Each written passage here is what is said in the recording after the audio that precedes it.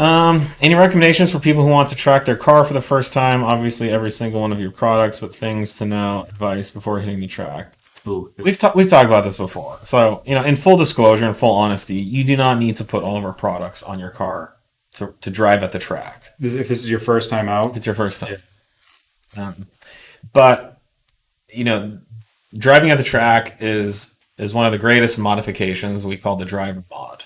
So, the slowest thing about your car is you, not the products, not how it comes from the factory, but you are the slowest thing. If you've never driven on track, I'm sorry. You're nowhere near driving that car to its potential quickness or speed. So I won't even get too much into what products to put on the car. Let's just assume you have a stock car. Go sign up, get some good instruction. The Audi Club has good instruction. BMW Club. I know there's lots of other driving day type schools. Yeah, Hooked on Driving does. Hooked on Driving has good instruction. But you want to get out on track and you want to get 5 or 10 track days under your belt. And I think at that level of like kind of the 5 to 10 track days is where things usually start to click for people.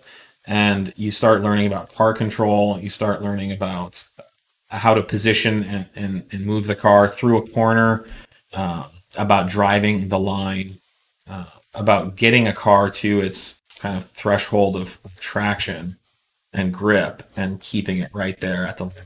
Yeah, and you're there, and it's not like I know how to take a corner on the street. I can max out that corner. Yeah. It's doing it for 30 minutes at a time for an entire course, lap after lap, consistently. And that's where things get. Yeah, and on the street, there's really no line. There's a lane, and you have to stay in the lane, and the lane is like about 2 feet wider than your car. But when you go on track and you go into a corner, that section of the track is the same width as about 10 or 15 of your cars. Yeah. And so, where are you supposed to be? Do you just hug the inside of that corner? Absolutely not. Do you just drive through the middle of the corner? No. So there is a line through that corner that you need to learn. And you need to learn how to drive that consistently. And that line will result in your ability to carry the highest speed through that corner and ultimately around the racetrack. So just work on yourself, open yourself up to feedback, go into it with zero ego. Just assume that you're the worst driver and you know nothing. Be a sponge. And take advice from people who know and who've done it. And again, I the biggest impediment I see here, so I've instructed for years, done hundreds and hundreds of track days. And the biggest issue I've seen is people that come into it thinking, I do street racing and I fly through a canyon, near my house. And so I already know everything there is to know about driving on track. Those people leave the racetrack no better. Yeah, if they're not willing to open their mind up to, some instruction. Yeah. We had someone get out of ride along with you who said that exact thing. It's like, I drive really fast in the canyons, but I just don't understand how this is so different. It is sustained forces that you just cannot hit on the street. So and vehicle dynamics you're never going to be able to do. Yeah, on a normal road. When are you ever flat out before?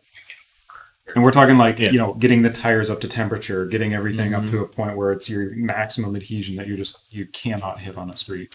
Well, I was describing this to someone too. It's like when you're on track, you're not only driving the line or the fastest way through the corner, you're not only carrying the most speed you can through the corner, you're not only braking, but you're braking as little as possible before you enter the corner and set the car's attitude through the corner. You're thinking about when to get back on the throttle. The sooner you can get back on it, the better. You're managing the car's brakes because they're heating up. You're managing the car's temperature because it's starting to pull back power. You're thinking about the tires and what's happening. And so you can't get good at that in 1 or 2 track days. And so when you're at the level where you've gotten pretty good, you're just looking at the next corner. You're just seeing what the next corner is, and you're letting your brain and your reflexes process everything else. And that takes time and practice. You're building muscle memory. but you're just looking at the next corner, and your arms and your feet and are doing the rest. And you really, there's not really enough time to think about it. You're not like consciously thinking, I need to do this with the steering wheel, I need to do this with the power. There's not enough time. I mean, a corner lasts a second or less, and it's gone. So it's building up that skill, that muscle memory, those reflexes. It's an amazing skill to have. Very few people have it.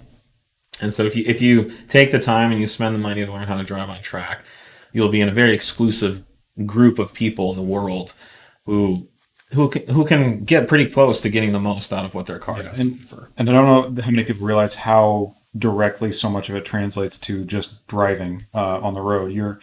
So much more of it becomes muscle memory, and you just instinctively know like what the vehicle is going to do if you have to deal with somebody that's hauled down to a stop in the middle of the freeway because they missed their exit and they're going in reverse. Like it just becomes instinctive. Your heartbeat is barely going to go up. You just like, oh, it's that situation. I know what the car is going to do, and it's far more comfortable and reassuring to drive in any situation once you've got a very good understanding of the vehicle and its capabilities. All right, let's pound out a couple more here. Yeah, we waxed on that one.